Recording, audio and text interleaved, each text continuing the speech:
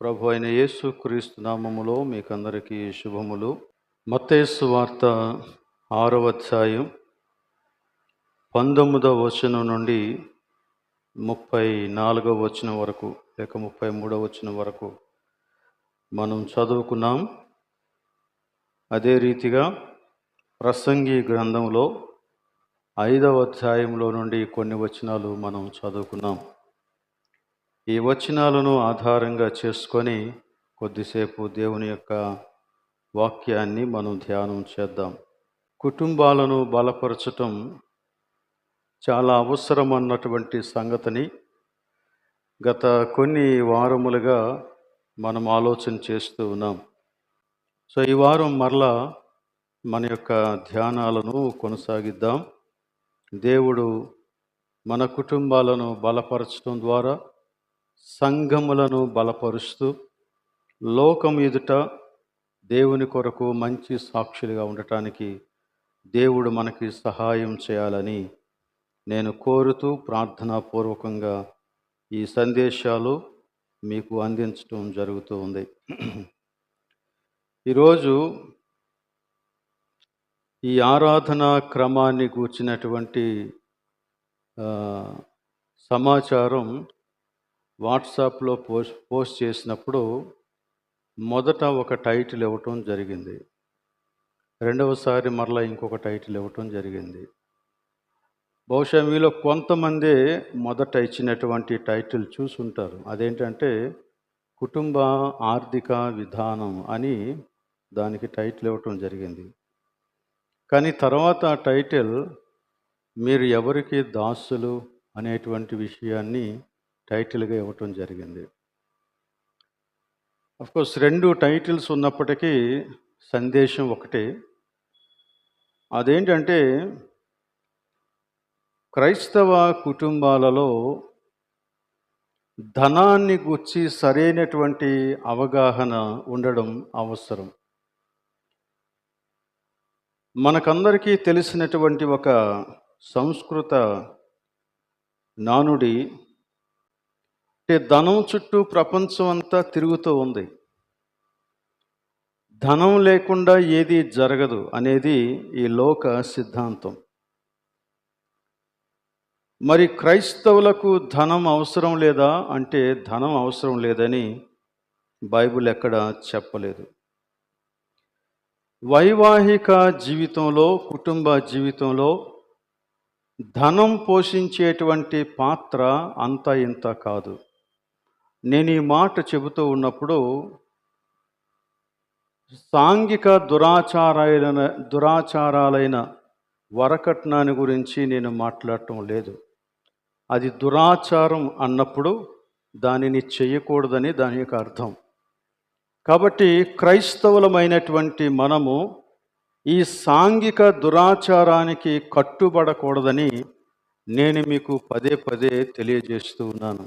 వరకట్నాన్ని సంపూర్ణంగా క్రైస్తవ సమాజం నిషేధించాలి. వివాహ ఖర్చుల నిమిత్తం రెండు కుటుంబాలు కూర్చొని మాట్లాడుకొని అందరికీ అంగీకారం అయితే ఇద్దరు కలిసి ఆ ఖర్చుని సరి సమానంగా భరించవచ్చు. అది ఇరు కుటుంబాల మధ్య ఉండేటువంటి అవగాహనను బట్టి ఉంటుంది.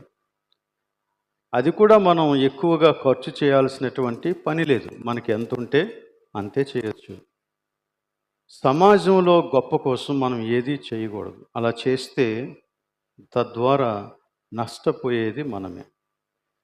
కాబట్టి ఇక్కడ వైవాహిక జీవితంలో డబ్బు చాలా ప్రధానమైన పాత్ర పోషిస్తుంది అని చెప్పినప్పుడు నేను వరకట్నాలను గురించి కానీ లేక వివాహాలకు ఖర్చు పెట్టేటువంటి ధనాన్ని గురించి కానీ చేసే ఆడంబరాలను గురించి కానీ నేను మాట్లాడటం లేదు. కానీ అవి కూడా చాలా ప్రభావాన్ని చూపిస్తాయి ఒకవేళ వాటన్నిటినీ గనక మనం చేస్తే.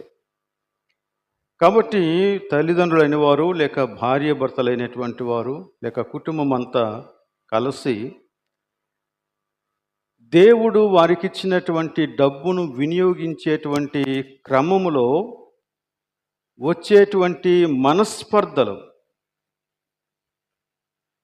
వారి దగ్గర ఉండేటువంటి డబ్బు వారిదే కానీ దానిని వినియోగించేటప్పుడు అందరికీ ఒకే రకమైనటువంటి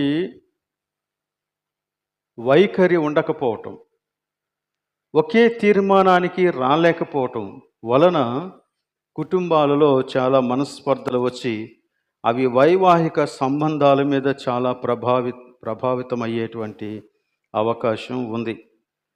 సో అందుచేత ఈ ఆర్థిక పరమైనటువంటి అంశాలను గురించి మనం ఖచ్చితంగా ఆలోచించాలి. ఆర్థిక పరమైనటువంటి సమస్యలు మంచి విశ్వాసంలో ఉన్నటువంటి కుటుంబాలను కూడా నలిగిపోయేలాగా చిందరవందర చేసేస్తాయి. అలానే ఈ ఆర్థిక పరమైనటువంటి విషయాల మీద ఒక మంచి తీర్మానానికి రాలేనటువంటి అనేక మంది, మనస్పర్ధలు వచ్చినటువంటి అనేక మంది వారి యొక్క కుటుంబాలలో, వారి యొక్క వైవాహిక జీవితంలో విడిపోయినటువంటి వారు కూడా చాలామంది ఉన్నారు. కాబట్టి ఈ ఆర్థిక సమస్యలను గూర్చినటువంటి విషయాలను మనం ఆలోచించటం అవసరం. ఇది మనుష్యుల యొక్క సమస్య. అయితే ఈ ఆర్థిక విషయాల గురించి మనం ఇంకా ఎందుకు ఆలోచించాలంటే, యేసుక్రీస్తు కూడా ఆర్థిక పరమైన అంశాలను గురించి మాట్లాడాడు, బోధించాడు. యేసుక్రీస్తు గనక ఆర్థిక పరమైన అంశాలను గురించి ఒకవేళ మాట్లాడకుండా ఉంటే అప్పుడు వేరుగా ఉండేదేమో, కానీ ఆయన దీని గురించి మాట్లాడాడు. సో మనుషుల యొక్క అనుదిన జీవితంలో ఆర్థిక పరమైనటువంటి అంశాలు చాలా తీవ్రమైనటువంటి ప్రభావాన్ని చూపెడతాయి.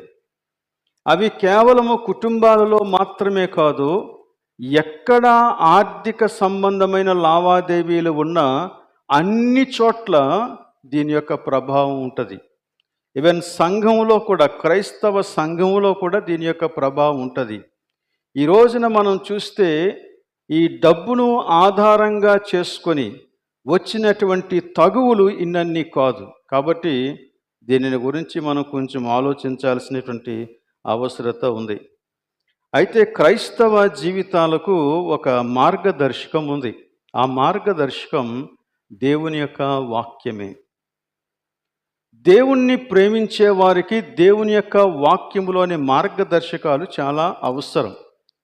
వాటిని గనక మనం పాటిస్తే మన యొక్క కుటుంబ ఆర్థిక పరిస్థితుల్లో కానీ, సంఘ ఆర్థిక పరిస్థితుల్లో కానీ ఎక్కడైనా సరే మనము దీనిని తద్వారా వచ్చేటువంటి సమస్యలను అధిగమించగలిగేటువంటి అవకాశం ఉంది. కొన్ని చోట్ల సమస్యలను అరికట్టగలిగేటువంటి అవకాశం కూడా ఉంది. సో అందుచేత దేవుడిచ్చినటువంటి హెచ్చరికలను పాటిస్తూ మనము ఈ విషయాలను గురించి ఆలోచించాలి. ఈరోజు మన కుటుంబ జీవితానికి అవసరమయ్యేటువంటి కొన్ని వాక్య నియమాలను మనం నేర్చుకోవటానికి ప్రయత్నం చేద్దాం. మత్తయి సువార్తలో 6వ అధ్యాయంలో 19 నుండి 34 వచనాలు, అంటే చివరి వరకు మనం చదువుకున్నటువంటి ఆ వచనాలలో చాలా గొప్ప సంగతులు తెలియజేశాడు. ఈ వాక్యాలను మీరు చదివితే, ఈ వచనాలను మీరు చదివితే అందులో యేసుక్రీస్తు కొన్ని సంగతులను డైరెక్ట్గా సూత్రాలు వల్లించకుండా మనుష్యులను ఆలోచింపచేసే రీతిగా మాట్లాడుతూ ఉన్నాడు. మనుష్యులను ఆలోచింపచేసే రీతిగా, ఇది సత్యమేనా, ఇది అవునా అని మనుష్యులు ఆలోచించి ఒక మంచి నిర్ణయానికి వచ్చేలాగా దేవుడు మాట్లాడుతూ ఉన్నాడు. కాబట్టి ఈ విషయాలను మనం కొంచెం ఆలోచన చేయటానికి ప్రయత్నం చేద్దాం. నేనైతే ఈ వచనాలలో 33వ వచనాన్ని మూల వచనంగా తీసుకోవాలని కోరుకుంటున్నాను. కాబట్టి మీరు ఆయన రాజ్యమును నీతిని మొదట వెదకుడి, అప్పుడవన్నీ మీకు అనుగ్రహింపబడును.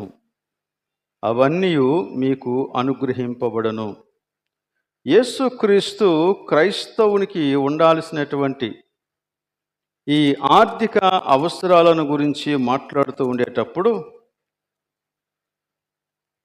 లేక వారి యొక్క జీవితంలో అందరిలాగానే వారికి కూడా ఉన్నటువంటి కొన్ని ప్రాథమికమైనటువంటి అవసరాలను గురించి మాట్లాడుతూ ఉండేటప్పుడు వారి యొక్క ప్రాధాన్యతలను గురించి బోధించాడు. వారి యొక్క ప్రాధాన్యతలను గురించి బోధించాడు. ఏది మొదట ఉండాలి, ఏది తరువాత ఉండాలి అనే దానిని గురించి బోధించాడు. మొదట ఉండవలసింది దేవుని యొక్క రాజ్యాన్ని గూర్చినటువంటి ఆకాంక్ష. ఒక క్రైస్తవుని యొక్క జీవితంలో మొట్టమొదట ఉండవలసినది దేవుని యొక్క రాజ్యాన్ని గూర్చినటువంటి ఆకాంక్ష. ఆ తర్వాతే మిగిలినవన్నీ అని చెప్పాడు. ఈ మాటలు చెప్పినప్పుడు యేసుక్రీస్తు చాలా జాగ్రత్తగా తన యొక్క మాటల్ని తెలియజేస్తూ ఉన్నాడు. ఎందుకంటే ఆయన మనుష్యులను సమస్యలలో ఉంచాలనేటువంటి ఉద్దేశంతో ఈ రీతిగా మాట్లాడలేదు. ఈ మాటలు మాట్లాడినప్పుడు దానికి చాలా కారణాలు చెప్పాడు. అందుకే మీరు ఆయన రాజ్యమును నీతిని మొదట వెదకుడి అని చెప్పినప్పుడు కాబట్టి అనే మాటతో దానిని ప్రారంభించాడు. ఈ కాబట్టి అనేటువంటి మాట దానికి ముందు చెప్పినటువంటి అనేక మాటల యొక్క సారాంశం ఇప్పుడు 33వ వచనంలో ఉంది అని తెలియజేస్తోంది. కాబట్టి ముందు జరిగినటువంటి ఆ యొక్క బోధ ఏంటి, యేసుక్రీస్తు బోధించినటువంటి విషయాలేంటి, వాటిని అర్థం చేసుకుంటేనే ఇవన్నీ మనకి అర్థమవుతాయి. యేసుక్రీస్తు ఈ బోధ బోధించినప్పుడు ఇది తన శిష్యులతో ప్రత్యేకంగా మాట్లాడుతూ ఉన్నటువంటి మాటలు ఇవి. అయితే యేసుక్రీస్తు యొక్క శిష్యులు మాత్రమే కాదు కానీ ఇంకా వారితో పాటు చాలామంది ఉన్నారు. యేసుక్రీస్తు యొక్క మాటలను ఇష్టపడినటువంటి వారందరూ కూడా ఆ కొండ మీద యేసుక్రీస్తుతో పాటు ఉన్నారు. అందుకే దీనిని కొండ మీది ప్రసంగం అని కూడా అన్నారు. 5వ అధ్యాయం, 6వ అధ్యాయం, 7వ అధ్యాయం, ఈ 3 అధ్యాయాలు కూడా కొండ మీది ప్రసంగం అని మనం సంబోధిస్తూ ఉంటాం. సో కాబట్టి ఇందులో ఆర్థిక పరమైనటువంటి అంశాలను గురించి యేసుక్రీస్తు మాట్లాడాడు. ముఖ్యంగా ఇంకా చెప్పాలంటే ఒక వ్యక్తి డబ్బు సంపాదనను గురించి ఎందుకు ఆలోచిస్తూ ఉన్నాడు అనే విషయాన్ని గురించి కూడా మాట్లాడాడు. దానికి ఉన్నటువంటి కొన్ని కారణాలు ఏంటంటే, మొదటిది ప్రతి మనిషికి ఉండేటువంటి కొన్ని ప్రాథమికమైనటువంటి అవసరాలు. ప్రాథమికమైనటువంటి అవసరాలు ఏంటి, ఇక్కడ చెప్పినటువంటి విషయాలు ఏంటంటే, ఏమి తిందుమో, ఏమి త్రాగుదమో, ఏమి ధరించుకుందుమో అనేటువంటి విషయాలు. తిండి అవసరం, త్రాగటం అవసరం. దాహం తీర్చుకోవటం, త్రాగటం అంటే దాహం తీర్చుకోవటం అవసరం. అలాగనే బట్టలు ధరించుకోవటం అవసరం. ఇవన్నీ కూడా చాలా ప్రాథమికమైనటువంటి విషయాలు. ఏ మనిషికైనా ఇవి అవసరమే. ఈ అవసరాలు కేవలం బీదలకు మాత్రమే ఉండేటువంటి అవసరాలు కాదు. నువ్వెంత ధనికుడివైనా నీకు ఈ అవసరాలే ఉంటాయి. అందరికీ ఇవే అవసరాలు ఉన్నాయి. అయితే వాటి చేత నీ మనస్సు సంపూర్ణంగా ఆక్యుపై అయిపోవలసినటువంటి అవసరం లేదు అంటున్నాడు దేవుడు. వాటిని గూర్చి మీ ఆలోచన యావత్తుని మీరు నింపేసుకోవలసినటువంటి అవసరం లేదు. నీ మనస్సు నిండా కేవలం తిండి కోసం, బట్టల కోసం నువ్వు ప్రయాసపడి బ్రతకాలి అని అనుకోవలసినటువంటి అవసరం లేదు అంటున్నాడు అన్నమాట. అలా యేసుక్రీస్తు చెప్పటానికి కొన్ని కారణాలు ఉన్నాయి. ఆయన మొదటి కారణం ఏం చెప్పాడంటే, చూడండి, అక్కడే 32వ వచనంలో మీరు చదివితే ఇలా ఉంది. ఇవన్నీ మీకు కావలెనని మీ పరలోకపు తండ్రికి తెలియను. ఇవన్నీ మీకు కావలెనని మీ పరలోకపు తండ్రికి తెలియను. మన యొక్క ప్రాథమిక అవసరాలు దేవునికి తెలియనివి కావు. మన ఆకలి తెలిసినటువంటి వాడు మనకు ఆహారాన్ని ఇచ్చాడు. మన యొక్క బట్టలను గూర్చినటువంటి అవసరత నెరిగినటువంటి వాడు దానికి కూడా తన యొక్క అనుగ్రహాన్ని కల్పించాడు. ఏది కూడా వదిలేలేదు. అంటే మానవ జీవితంలో వీటిని మాత్రమే చెప్పినా, వీటిని ఆనుకొని ఉన్నటువంటి మిగిలినటువంటి అవసరాలు కూడా, వాటన్నిటినీ కూడా దేవుడు మన జీవితంలో అనుగ్రహించాలని ఆయనకు తెలుసు అంటున్నాడు. సృష్టి క్రమం చూస్తే భలే ఆశ్చర్యం వేస్తుంది. దేవుడు మానవుణ్ణి సృజించాలని అనుకున్నాడు. కానీ మానవుని సృజించటానికి ముందే మానవునికి అవసరమైన వాటన్నిటినీ ముందు సృజించాడు. ఆ తర్వాత మనిషిని సృజించాడు. అంటే మనిషి కన్ను తెరిచే సమయానికి తనకు అవసరమైన సమస్తము కూడా దేవుడు సమకూర్చి పెట్టాడు. దేవుడు మనలను గురించి అంత శ్రద్ధ వహించేటువంటి దేవుడు. ఆయనకి తెలుసు నీకు ఆహారం కావాలని, ఆయనకి తెలుసు నీ దాహం తీర్చాలని, ఆయనకి తెలుసు నీకు వస్త్రాలు కావాలని. ఇంత ప్రాథమికమైనటువంటి విషయాలను ఆలోచించినటువంటి దేవుడు దానికి మించినటువంటి అనేకమైనటువంటి అవసరాలు తీర్చగలిగినటువంటి సమర్థుడు. కానీ మనుష్యులను ఎక్కువగా చింతకు గురి చేసేటువంటి విషయాలు ఇవే అన్నాడు. అందుకే ఆ మాట చెప్పాడు 25వ వచనంలో, అందువలన నేను మీతో చెప్పునదేమనగా, ఏమి తిందుమో ఏమి త్రాగుదుమో అని మీ ప్రాణమును గూర్చి అయినను, ఏమి ధరించుకొందుమో అని మీ దేహమును గూర్చి అయినను చింతపడకుడి.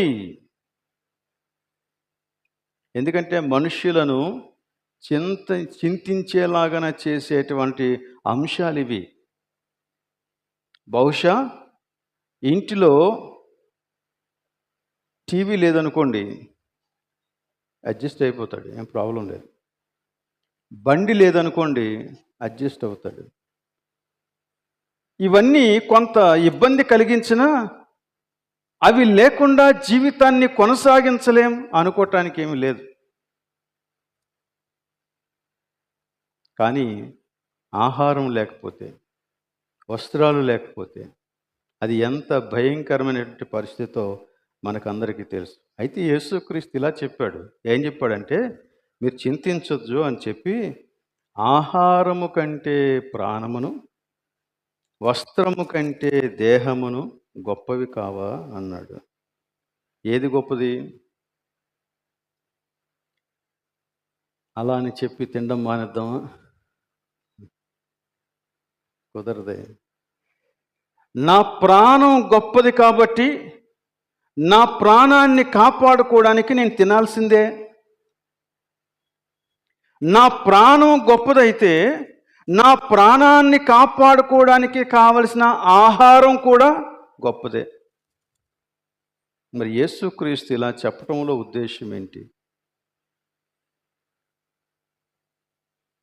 యేసుక్రీస్తు ఇక్కడ కేవలము భౌతిక సంబంధమైనటువంటి జీవితం వరకు మాత్రమే ఒక వ్యక్తి ఆలోచన చేస్తే ఎలా ఉంటుంది, కానీ ఈ భౌతిక జీవితాన్ని మించినటువంటి జీవితాన్ని గురించి ఆలోచిస్తే ఎలా ఉంటుంది అనే సంగతిని గురించి మాట్లాడుతూ ఉన్నాడు.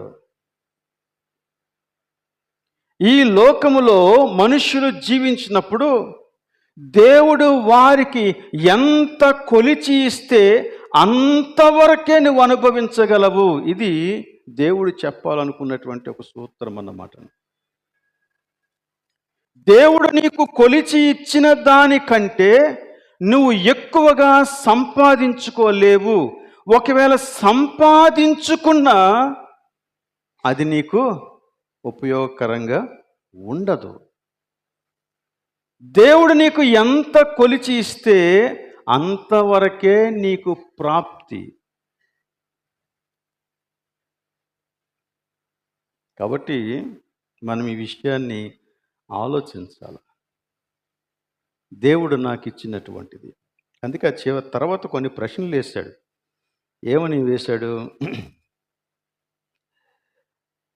ఆహారం కంటే ప్రాణం గొప్పది, ప్రాణమును వస్త్రం కంటే దేహమును గొప్పవి కావా అని చెప్పి ఒక 2 ఉదాహరణలు చెప్పాడు. ఒకటేమో ఆకాశ పక్షులను గూర్చి, ఇంకొకటేమో అడవి పువ్వులను గూర్చి. ఈ 2 ఉదాహరణల వెనుక ఆయన కొన్ని ప్రశ్నలు వేశాడు. చూద్దాం. 26వ వచనం. ఆకాశ పక్షులను చూడుడి, అవి విత్తవు, కోయవు, కొట్లలో కూర్చుకొనవు, అయినను మీ పరలోకపు తండ్రి వాటిని పోషించుచున్నాడు. మీరు వాటి కంటే శ్రేష్ఠులు కాదు, బహుశ్రేష్ఠులు కారా? మీలో ఎవడు చింతించుట వలన తన ఎత్తు మూరెడు ఎక్కువ చేసుకొనగలడు? తన ఎత్తు మూరెడు ఎక్కువ చేసుకొనగలడు అంటే ఇది యాక్చువల్గా ఈ దేహం యొక్క ఎత్తుని గురించి మాట్లాడడం లేదు, కానీ మనం దీన్ని ఒరిజినల్ లాంగ్వేజ్లో చూస్తే కొన్ని ఇంగ్లీష్ బైబిల్లో కూడా దాన్ని అలాగనే తర్జుమా చేశారు. ఎలా తర్జుమా చేశారంటే, మీలో ఎవడు చింతించుట వలన తన ఆయుష్ని పొడిగించుకోగలడు అని మాట్లాడతాడు. అంటే దేవుడు కొలిచి ఇచ్చినటువంటి మెజర్మెంట్స్, అది నీ ఆయుష్ కావచ్చు, నీ యొక్క అనుదిన జీవితం కావచ్చు, నీ అనుదిన జీవితంలో నీ దగ్గరకు వచ్చేటువంటి ప్రతి విధమైనటువంటి రాబడి కావచ్చు. Everything is measured by God. ఆ తర్వాత ఇంకా 28వ వచనం. వస్త్రములను గూర్చి మీరు చింతింపనేలా? అడవి పువ్వులు ఎలాగు ఎదుగుచున్నవో ఆలోచించుడి. అవి కష్టపడవు, వడకవు, అయినను తన సమస్త వైభవంతో కూడిన సొలొమోను సహితం వీటిలో ఒక దాని వలెనైనను బడలేదు.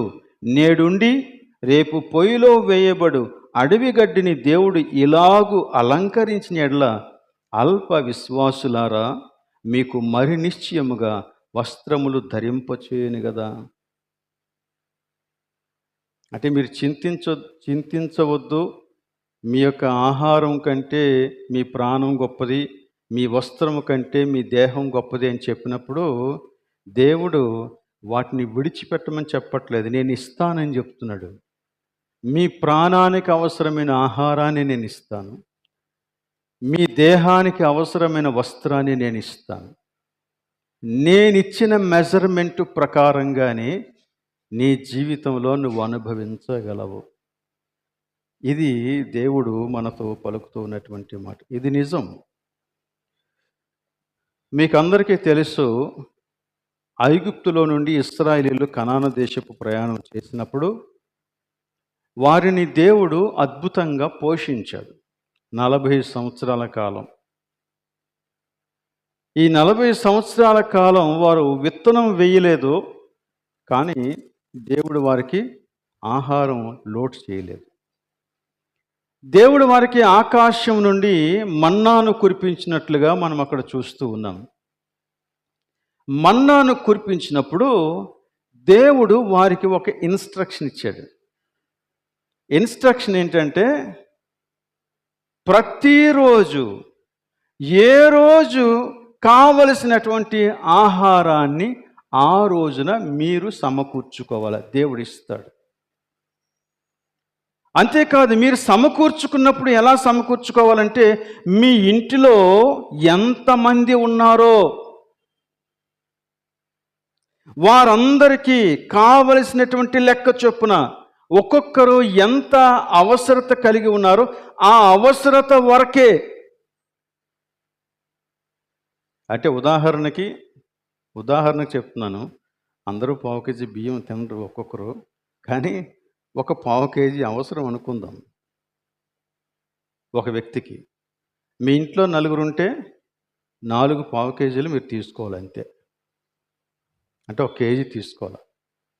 దానికి మించి మీరు తీసుకోకూడదు. అది దేవుడు చెప్పినటువంటి ఇన్‌స్ట్రక్షన్. కానీ ఇంకోటి చెప్పాడు దేవుడు. విశ్రాంతి దినం ఒకటుంది. విశ్రాంతి దినము రోజున మీరు 2 వంతులు తీసుకోండి. ఎందుకంటే అది ఆ రోజుకి, ఆ తర్వాత రోజుకి కూడా అవసరం. ఆ తర్వాత రోజు విశ్రాంతి దినాన నేను మీకు ఆహారాన్ని కురిపించటం లేదు. ఈ ఆహారాన్ని మీరు విశ్రాంతి దినాన కూడా తినాలి అన్నాడు. ఓకే, దేవుడు ఆహారాన్ని కురిపించాడు. అందరూ బయటికెళ్ళారు. ఇదేమీ అనుకున్నారు. అందుకనే దానికి మన్నా అని పేరు వచ్చింది. సో అందరూ ఏ కుటుంబానికి కావలసినంత ఆహారాన్ని వారు తీసుకుంటా ఉన్నారు. ఎవరికీ కొదవలేదు. అందరికీ సమృద్ధిగా ఉంది. కొందరు మనస్సులో ఇలాగ ఆలోచించారంట. ఈరోజు ఈ ఆహారాన్ని దేవుడు మనకిచ్చాడు. ఈ అరణ్యంలో ఇది దొరకడం భాగ్యం. రేపు మళ్ళీ దేవుడు కురిపిస్తాడు అంటారా? ఏమో తెలీదు. కాబట్టి ఒక పని చేద్దాం. రేపటికి ఎల్లుండికి కూడా సరిపోయేంత తీసేసుకుందాం అని చెప్పి కొంతమంది ఎక్కువ సమకూర్చుకున్నారంట. ఇంటికి తీసుకెళ్ళిపోయారు. అందరూ ఆ రోజున భోజనం చేసేశారు. ఆ రోజుకి మాత్రమే సమకూర్చుకున్నటువంటి వారు దేవుని వైపుకు చూస్తున్నారు. మరలా రేపటి దినపు ఆహారం కోసం నిశ్చింతగా ఉన్నారు. కానీ ఎక్కువ సమకూర్చుకున్నటువంటి వారు ఇంకా ధీమాగా ఉన్నారు. ఎందుకంటే మాకు రేపటికి ఎల్లుండికి ఒకవేళ దేవుడు ఇవ్వకపోయినా మాకేం ప్రాబ్లం లేదు అనుకున్నారు. ఉదయాన్నే లేచి దాన్ని తెరిచి చూస్తే ఎక్స్ట్రా తీసుకున్నటువంటి వారందరి యొక్క ఆహారం కుళ్ళిపోయిందంట.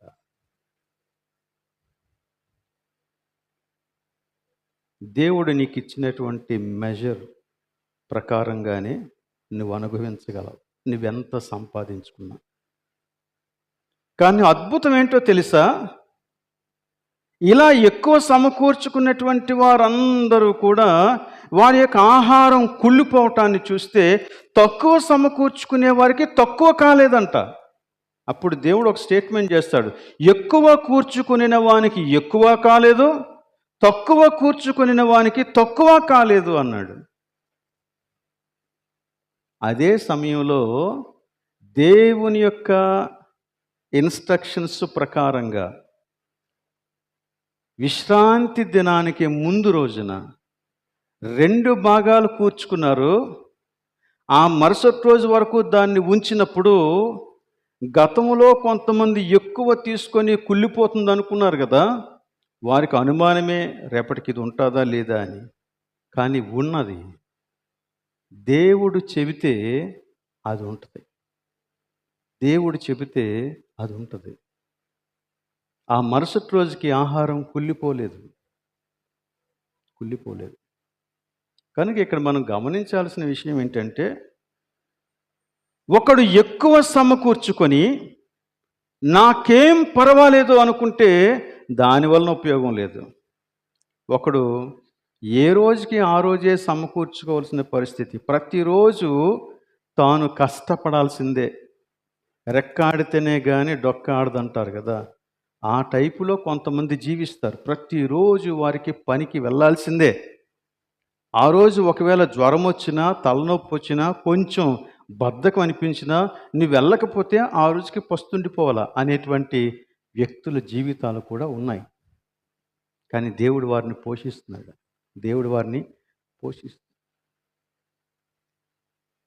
అందుకనే ఈ విషయాలను దృష్టిలో పెట్టుకొని ప్రసంగి చాలా మంచి విషయాలు చెప్పాడండి. 5వ అధ్యాయం, ప్రసంగి 5వ అధ్యాయం 10వ వచనం నుంచి 20వ వచనం వరకు మనం చదివాం. ఆ వచన భాగాలు మీరు తర్వాత మరలా ఇంటికి వెళ్ళి చదవండి. అక్కడ ఈ సూత్రాలు మీకు కనపడతాయి.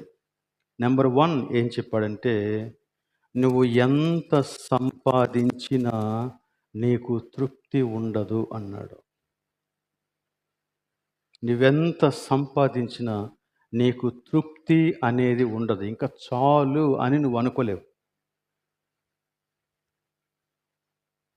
బహుశా ఒక వ్యక్తి తన యొక్క జీవితంలో ఒక 2-3 కోట్లు ఆర్జించిన తరువాత ఇక చాలులే, నా జీవితానికి ఇంక అవసరం లేదు అనుకోవటానికి వాడికి మనస్సు రాదు, తృప్తి ఉండదు. ఆ మధ్య నేను మా ఇంటి పొరుగు ఒక ఆయనతో మాట్లాడుతున్నాను. ఆయనతో మాట్లాడుతూ ఉండేటప్పుడు దేవుని గురించి మాట్లాడుతూ ఉన్నాను. దేవుణ్ణి అతడు కాదు అంటలేదు, అలాగని అవును అని కూడా అంటలేదు. కాకపోతే మాటల సందర్భంలో ఒక విషయం చెప్పాడు. నేను 3 కోట్లు సంపాదించానన్నాడు. నా జీవితానికి ఇంక చాలండి, ఇప్పుడు నేను చేస్తూ ఉన్న ఉద్యోగం ఒకవేళ నేను మానేసినా నాకేం ప్రాబ్లం లేదు అన్నాడు. నేను విన్నాను, కానీ ఆయన్ని చూస్తే ఆయన దగ్గర అన్ని కోట్లు ఉన్నాయని ఎవరు అనుకోరు. కానీ ఆయన చెప్పాడు, ఆయన నోటి మాట చెప్పాడు. ఆయన నాకు 2 కుమారులు, ఆ 2 కుమారులు కూడా చక్కగా చదువుకున్నారు.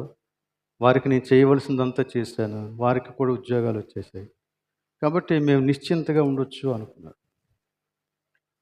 ఐ టెల్ యూ, అది నేను శిక్ష అని చెప్పట్లేదు, కానీ బట్ జీవితం ఎంత అల్పమైందో చూడండి.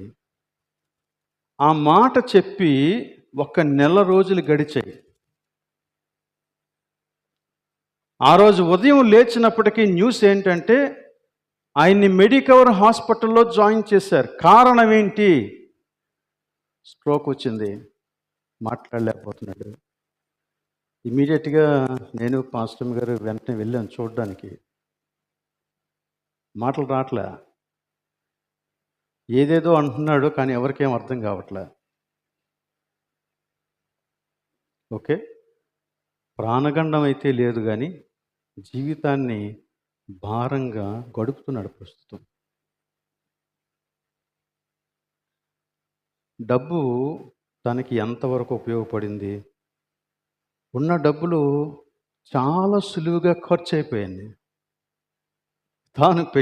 తాను చెప్పినటువంటి డబ్బు చాలా సులువుగా ఖర్చు అయిపోయింది. ఇలాంటి జీవితాలు చాలా ఉన్నాయి. దేని గురించి అయితే నువ్వు ధీమా పడతావో, దేని గురించి అయితే నాకు ఇంకా పర్వాలేదనుకుంటావో, ఆ డబ్బు నీ జీవితంలో కలకాలం నిలిచేటువంటి అవకాశం లేదు. అందుకని అక్కడ ఏమంటున్నాడంటే, ధనము ఉన్న చివరి వరకు అది ఉండదు. అక్కడ ప్రసంగిలో వాడిన మాట ఏంటంటే, దురదృష్టవశము చేత వాడు దానిని కోల్పోతాడు అన్నాడు. ఎనీథింగ్ కెన్ హ్యాపెన్, ఏదైనా జరగవచ్చు, ఏదైనా జరగవచ్చు. పైగా ఆస్తి ఉండటం వలన ఏం జరుగుద్దంటే, ఆస్తి ఉండటం వలన భక్షించేవారు ఎక్కువ అవుతారు అన్నాడు. దాన్ని అలా చూసుకోవడానికే తప్ప దానివల్ల నీకేం పెద్ద సంతోషం ఉండదు అన్నాడు. ఇంకా విషయం ఏం చెప్పాడంటే, నిద్ర పట్టదంట బాగా సంపాదిస్తూ ఉన్నవాడికి, నెమ్మది ఉండదు. కాబట్టి నిద్రపోలేడు, ఎప్పుడూ ఒక విధమైనటువంటి అభద్రతా భావం. ఏం జరుగుద్దో నిద్ర పట్టని స్థితి. ఇంకా ఏమన్నాడంటే, అంతా వదిలేసి వెళ్ళిపోవాలా. నువ్వు వచ్చినప్పుడు ఎలాగైతే దిగంబరిగా వచ్చావో, వెళ్ళేటప్పుడు కూడా అలాగనే దిగంబరిగా వెళ్ళిపోవాలా. నువ్వు సంపాదించిన దాని వలన నీకేంటి లాభము అన్నాడు.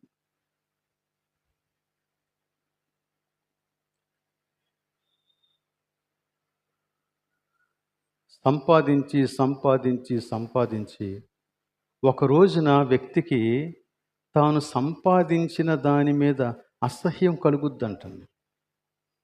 కారణం ఏంటంటే, అది తన యొక్క జీవన స్థితిని మార్చలేని పరిస్థితిలో తాను ఉండిపోయి, డబ్బు ఏమీ చేయలేకపోతుందే అని తాను మదన పడేటువంటి రోజులు వస్తాయంట. అదే ప్రసంగిలో రాసుకొచ్చాడన్నమాట. రెండవ భాగంలో ఏం రాశాడంటే, దేవుడు నీ జీవితంలో ఏదైతే ఇచ్చాడో దానిని బట్టి తృప్తిగా, సంతోషంగా, కృతజ్ఞతగా జీవించటం తప్ప మరొక నెమ్మది కలిగినటువంటి స్థితి నీకుండదన్నాడు. గనుక మన యొక్క ఆలోచన విధానం మారాల. మనల్ని పోషించేది డబ్బు కాదు, మనల్ని పోషించేవాడు దేవుడు అనే విషయాన్ని మనం అర్థం చేసుకోవాలి. కాబట్టి దేవుడు ఈ విషయాలన్నీ కూడా మనుషులతో మాట్లాడుతూ వాళ్ళకి రకరకాలైనటువంటి ప్రశ్నలు వేస్తూ ఉన్నాడు. ఆకాశ పక్షులను చూడండి, అడవి పువ్వులను చూడండి, వాటిని దేవుడు పోషించటం లేదా? వాటికంటే మీరు బహుశ్రేష్ఠులు కారా? మీ పరలోకపు తండ్రికి ఈ విషయాలు తెలియవా? ఈ విషయాలన్నీ మాట్లాడుతూ ఉన్నాడు అన్నమాట. కానీ ఈ లోక వైఖరి, డబ్బు ఉంటే వాడిని ఎవ్వరు పట్టుకోలేరు అన్నమాట. కాబట్టి ఏం చేస్తారంటే, ఈ లోక వైఖరినే క్రైస్తవులు కూడా అలవాటు చేసుకొని, ఈ లోకంలో డబ్బు సంపాదించేటువంటి మార్గాలు ఎన్నున్నాయో అన్ని మార్గాల్ని క్రైస్తవులు వాడేసుకుంటున్నారు. అది మంచిదా, చెడ్డదా, న్యాయమా, అన్యాయమా అసలు ఆలోచించడం లేదు. డబ్బు ఉంటే చాలు, ఆస్తి ఉంటే చాలు. జ్ఞాపకం ఉంచుకో, నీ ఆస్తి నిన్ను ఆదుకోలేదు. కేవలం దేవుడు మాత్రమే నిన్ను ఆదుకోగలడు. కాబట్టి ఇక్కడ యేసుక్రీస్తు మరో 2 విషయాలు చెప్పాడు. వాటిని చెప్పి నేను ముగించేస్తా. అందులో 22వ వచనం, 23వ వచనం మీరు గమనిస్తే, అందులో యేసుక్రీస్తు కన్ను గురించి మాట్లాడాడండి. కన్ను గురించి మాట్లాడాడు. ఈ 2 వచనాలు చదువుతూ ఉన్నప్పుడు ఈ వచనాల యొక్క భావం ఈ సందర్భంలో దీనికి సరిపోదు అని అనుకునేవాడిని. కానీ కొన్ని వచన భాగాలు చదివిన తర్వాత ఇది ఈ చోట సందర్భానుసారమైనటువంటి ఒక ఉదాహరణ అని నాకు అనిపించింది. అలాగనే అక్కడ మనం గమనిస్తే ఆ ముందు వచనాలలో ధనం గురించి మాట్లాడతాడు, ఆ తర్వాత వచనాలలో ధనం గురించి మాట్లాడతాడు. ఈ 2 సందర్భాలకి మధ్యలో ఈ యొక్క ఉపమానాన్ని మాట్లాడతాడు. ఏంటా ఉపమానం? 22, 23 వచనాలు చదువుతున్నాను చూడండి.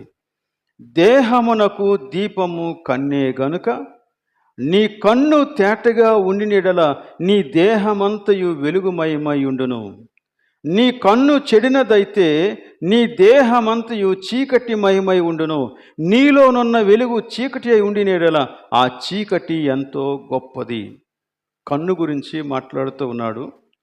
కన్ను చెడిపోతే దేహం చీకటి, కన్ను బాగుంటే దేహం వెలుగు అనే విషయాన్ని గురించి మాట్లాడు.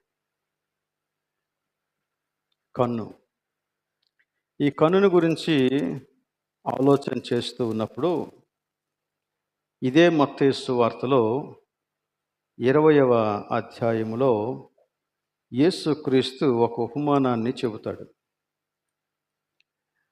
ఆ ఉపమానం ఏంటంటే,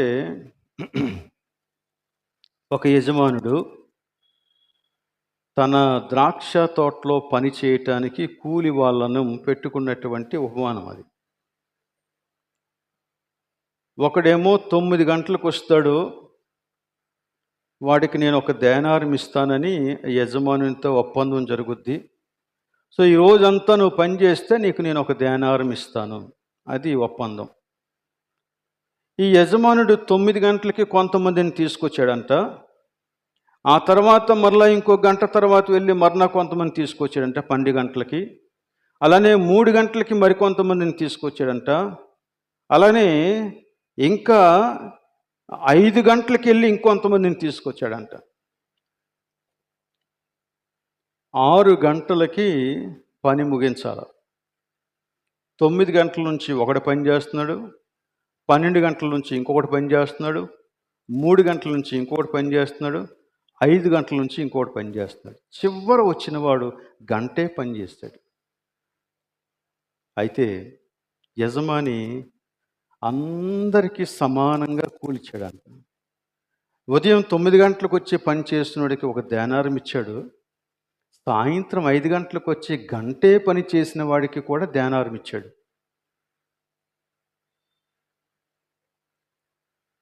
గంట పని చేసేవానికి జీతం ఇవ్వటం మొదలుపెట్టి 9 గంటలు పని చేసేవాడికి జీతం ఇచ్చాడు లాస్ట్లో.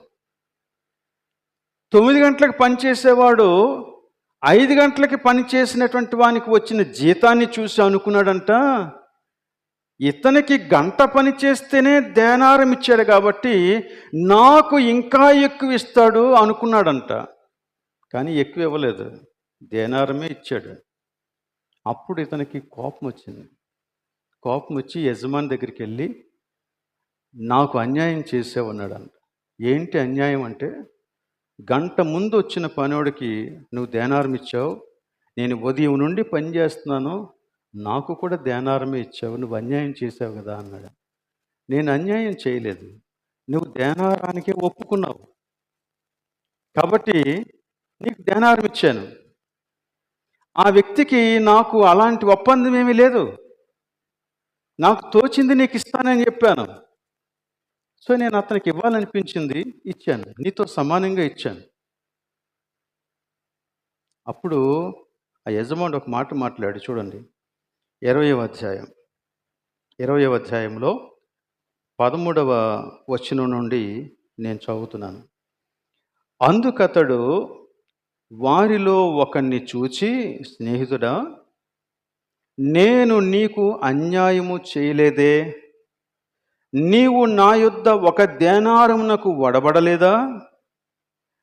నీ సొమ్ము నీవు తీసుకొని పొమ్ము, నీ సొమ్ము నీకు దొరికింది, నువ్వు తీసుకొని వెళ్ళిపో.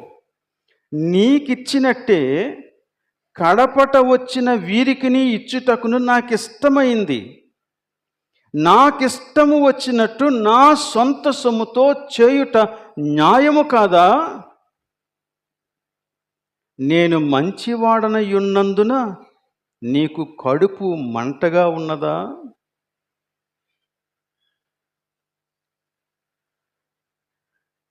బహుశా ఆ దినాల్లో ఒక దేనారపు కూలి లేక ఒక రోజు కూలి ఆ రోజు అవసరాలకి సరిపోతుందేమో. ఈ యజమాని కొంచెం ఆలోచించి, వీడికి నేను కొసిరి ఏదో కొంచెం ఇచ్చాను అనుకో, వాడు దాన్ని ఇంటికి తీసుకెళ్తాడు, ఇంట్లో ఉన్నటువంటి వాళ్ళలో ఎవరికీ సరిపోదు, కాబట్టి వాడికి ఈ రోజుకి సరిపోయేలాగా ఇస్తానని అనుకొని దేనారం ఇచ్చాడేమో, తెలియదు ఎలాగ ఆలోచించాడో, మొత్తమే దేనారం ఇచ్చాడు. అక్కడ అన్న మాట ఏంటంటే, నేను మంచివాడనై ఉన్నందున నీ కడుపు మంటగా ఉన్నదా? అక్కడ 3 అని చిన్న అంకె వేసి ఫుట్ నోట్స్లో ఏం రాశాడో చూడండి. నీ కన్ను చెడినదై ఉన్నదా? నీ కన్ను చెడిపోయిందా? ఇది మూల భాషలో, అంటే ఒరిజినల్ లాంగ్వేజ్లో దాని అర్థం అది. నీ కడుపు మంటగా ఉన్నదా అని దాన్ని రాసినప్పటికీ మూల భాషలో నీ కన్ను చెడినదై ఉన్నదా? చెడిపోయిన కన్ను కలిగిన వాడు తనకంటే ఎవరి దగ్గరైనా ఎక్కువ ఉంటే, రాబడి ఎక్కువ ఉంటే దానిని తట్టుకోలేడు, సహించలేడు. ఇంకొకటి, చెడిపోయిన కన్ను కలిగిన వాడు తన దగ్గరే ఎక్కువ ఉండాలి అనుకుంటాడు, ఇంకొకటి దగ్గర ఎక్కువ ఉండకూడదు.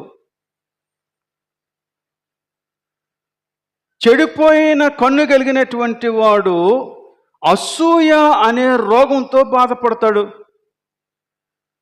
చెడిపోయిన కన్ను కలిగిన వాడు ఇతరులకు వచ్చిన దానిని కూడా చెదరగొట్టడానికి ప్రయత్నం చేస్తాడు.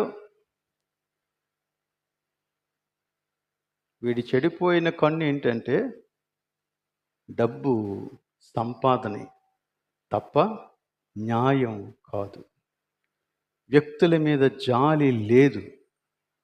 అందుకని వీడు దేనారం పుచ్చుకొని వెళ్ళి తన కుటుంబంతో సుఖంగా ఉండాలని కోరుకుంటున్నాడు. కానీ అదే దేనారం ఇంకొకటికి దొరికితే అది అన్యాయం అంటున్నాడు. అందుకే ఇక్కడ ఈ మాట చెప్పాడు. ఇంకా చెప్పాలంటే ఆ ముందు చెప్పినటువంటి కాంటెక్స్ట్ ప్రకారంగా మంచి కన్ను కలిగిన వాడు భూమి మీద తనకు ఎంత ఆస్తి దొరికింది అనే దానికంటే పరలోకంలో తాను ఎంత సమకూర్చుకున్నాడనే దానిని బట్టి సంతోషపడతాడు. అంటే వాని కన్ను, వాని యొక్క దృష్టి పరలోకం మీద ఉంటుంది, భూమి మీద కాదు. వాని యొక్క దృష్టి ఈ భూమి మీద సంపాదించుకున్న ఆస్తిపాస్తుల మీద కాదు, పరలోకంలో తన యొక్క స్థానం మీద ఉంటుంది. కాబట్టి వాడు ఫెయిర్గా వ్యవహరిస్తాడు. ఈ దాసుడే గనక మంచివాడైతే ఏం చెప్పాలంటే, నువ్వు 5 గంటలకు వచ్చినా నీకు యజమాని బాగానే ఇచ్చాడు, నాకు చాలా సంతోషంగా ఉంది, నువ్వు నీ కుటుంబంతో సంతోషంగా ఉండు అని చెప్పగలగాల. You are equal with me, నువ్వు నాతో సమానంగా దీవించబడ్డావు. ఈ సాంఘిక అసమానతలు చెడిన కన్ను వలన వస్తాయి. చెడిన కన్ను కలిగిన వాడు స్వార్థపూరితంగా ఆలోచిస్తాడు. మంచి కన్ను కలిగిన వాడు ఇతరుల యొక్క క్షేమాన్ని గురించి ఆలోచిస్తాడు. చెడ్డ కన్ను డబ్బుని మాత్రమే చూస్తుంది, కానీ మంచి కన్ను దేవుని దృష్టితో మనుష్యులను చూస్తుంది. అందువలన వాడు జాలి చూపించగలుగుతాడు. అందుకే యేసుక్రీస్తు ఏం చెప్పాడంటే, భూమి మీద మీ కొరకు ధనమును కూర్చుకొనవద్దు, పరలోకమందు మీ కొరకు ధనమును కూర్చుకునుడి. అక్కడ ఒక కారణం చెప్పాడు. ఏం కారణం చెప్పాడంటే, భూమి మీద మీరు ధనాన్ని కూర్చుకుంటే చిమ్మట తుప్పు తినివేస్తాయి, దొంగలకు అన్నం వేసి దొంగిలిస్తారు, అక్కడైతే అలాంటి ప్రాబ్లమ్స్ ఉండవు అన్నాడు. నిజంగా దేవుడు అందుకొరకే చెప్పాడా? దొంగలు దోచేసుకుంటారు కాబట్టి ఇక్కడ మీరు కూర్చుకోవద్దని చెప్పాడా? అది కాదు అసలు ఉద్దేశం. అసలు ఉద్దేశం ఏంటంటే, మనం ఈ లోకములో జీవిస్తూ ఉన్నంత కాలం మన యొక్క సంపాదన మార్గం, సంపాదనను వినియోగించే విధానం, ఇవన్నీ కూడా పరలోకపు కోణములో నుంచి నువ్వు నేర్చుకోవలసినటువంటి నియమాలు.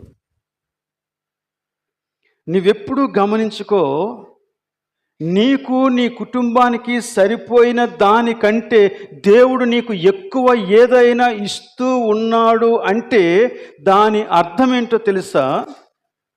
దేవుడు నీకు ఇచ్చిన దాంట్లో ఇతరులకు నువ్వు భాగము ఇవ్వాలి.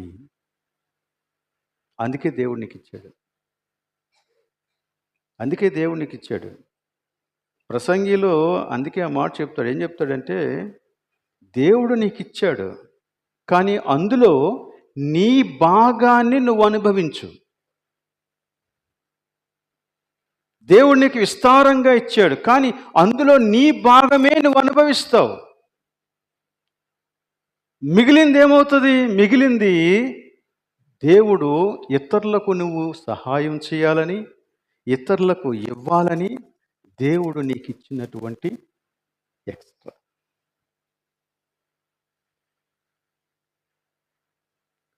అంటే దేవుడు ఆర్థిక విధానాలలో ఇన్వెస్ట్మెంట్ విధానం కూడా నేర్పిస్తున్నాడు. నువ్వు పెట్టుబడి పెట్టాలా, ఇన్వెస్ట్ చేయాలా. నీ దగ్గర ఉన్నటువంటి ఎక్కువైన డబ్బుని, ఎక్కువైన ఆస్తిని ఇన్వెస్ట్ చేయాలా. ఎక్కడ? ఎల్ఐసిలోనా, ఎస్బీఐలోనా, ఎక్కడ? లేకపోతే మ్యూచువల్ ఫండ్స్లోనా, ఇంకెక్కడ? లేకపోతే ఫైనాన్స్ బిజినెస్లోనా? ఎక్కడ పెట్టాలి? ల్యాండ్స్ మీద పెట్టాలా, రియల్ ఎస్టేట్లో పెట్టాలా, ఎక్కడ పెట్టాలి? దేవుడు చాలా స్పష్టంగా ఈ విషయాలు మాట్లాడుతూ ఉన్నాడు. చూడండి, తిమోతికి రాసినటువంటి మొదటి పత్రిక 6వ అధ్యాయం 17, 18, 19 వచనాలు చాలా అద్భుతమైనటువంటి వచనాలు. వీటిని మీరు ఆస్తి ఎక్కువ ఉన్నవారు, అలాగనే ఆస్తి కలిగినటువంటి వారు, సంపాదన ఉన్నవారు దీన్ని రాసి పెట్టుకోవాలన్నమాట. ఇహమందు ధనవంతులైన వారు గర్విష్ఠులు కాక, అస్థిరమైన ధనమునందు నమ్మిక ఉంచక, సుఖముగా అనుభవించుటకు సమస్తమును మనకు ధారాళముగా దయచేయు దేవుని యందే నమ్మిక ఉంచుడని ఆజ్ఞాపించుము. మొదటి విషయం ఇది. నీకు ఎంత డబ్బు వచ్చినా నీ డబ్బు మీద నువ్వు ఆధారపడొద్దు, దేవుని మీద ఆధారపడు. The first thing. రెండోది ఇంకోటి చెప్పాడు. ఏం చెప్పాడు? వారు వాస్తవమైన జీవమును సంపాదించుకునే నిమిత్తము. వాస్తవమైన జీవము, ఈ మాటను మీరు గుర్తుపెట్టుకోవాలి. ఈ లోకములో మన యొక్క జీవితం అల్పకాల జీవితం. ఇది దిస్ ఇస్ టెంపరరీ. కానీ వాస్తవమైనటువంటి జీవితం ఇంకొకటి ఉంది. వాస్తవమైన జీవమును సంపాదించుకొని నిమిత్తము రాబోవు కాలమునకు మంచి పునాది తమ కొరకు వేసికొనుచు మేలు చేయువారును, సత్క్రియలు అను ధనము గలవారును, ఔదార్యము గలవారును, తమ ధనములో ఇతరులకు పాలిచ్చువారునై ఉండవలనని వారికి ఆజ్ఞాపించుము. 2 ఆజ్ఞలు. మొదటి ఆజ్ఞ ఏంటంటే, నీవు డబ్బు మీద నీ నమ్మకాన్ని పెట్టుకోవద్దు. రెండవ ఆజ్ఞ ఏంటంటే, దేవుడు నీకిచ్చినటువంటి దానిలో ఇతరులకు పాలివ్వు. అది నువ్వు చేయవలసినటువంటి ఇన్వెస్ట్మెంట్, పెట్టుబడి.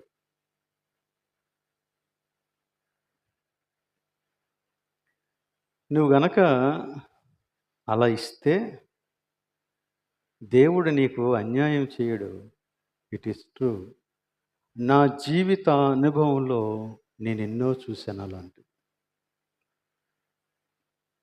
ఏ విషయాన్ని నేను పోసగుచ్చినట్టుగా మీకు చెప్పలేను కానీ, but I have experienced it. నీ జీవితంలో నువ్వు దేవుని యొక్క నామాన్ని బట్టి నీ దగ్గర ఉన్నదానిని ఇతరుల యొక్క జీవితంలో, ఇతరుల యొక్క బాగోకు కోసం నువ్వు వెచ్చించు. నీకు అవసరం వచ్చినప్పుడు దేవుడు నీకు ఊహించని రీతిలో సహాయం చేస్తాడు. ఊహించని రీతిలో సహాయం చేస్తాడు.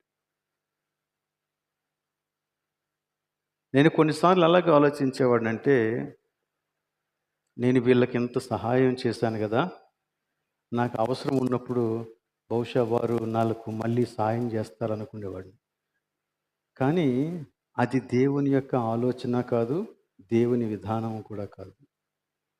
దేవుడు ఊహించని రీతిలో సహాయం పంపించాడంతే.